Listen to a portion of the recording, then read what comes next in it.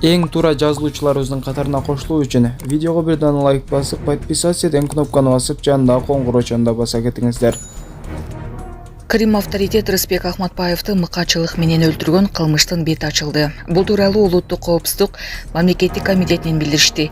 Маалыматка караганда УКМК тарабынан уюшкан кылмыштуу топторго каршы күрөшүү, ошондой эле кылмыштуу чөйрөнүн таасирин бөлүү максатында жасалган буйрутма киши өлтүрүүлөрдүн сериясына тиешеси бар адамдарды аныктоо боюнча жүргүзүлгөн ыкчам издөө иш-чараларынын жүрүшүндө көп жыл мурун болгон криминалдык авторитет Рыспек Ахматбаевдин өлүмү ачылды.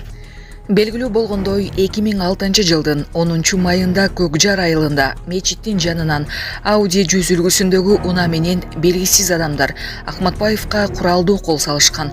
Ахматбаев башына жана көкүрөгүнө тийген көптөгөн октон алган жаракатынан улам ошол жерден каза болгон. Ошол учурда укук коргоо органдарынын маалыматына ылайык киши өлтүрүүнү бир кылмышкер жасаган. Ал бет кап кийип, Ахматбаевди Калашников автоматынан атып, андан соң унаага түшүп, Бишкек шаары багытын көздөй ий жашырып кеткен. Бул фактынын негизинде Кыргыз Республикасынын кылмыш жаза кодексинин киши өлтүрүү боюнча кылмыш иши козголгон. Ал белгисиз себептер менен ушул убакка чейин резонанстуу кылмыш болуп ачылбай келген.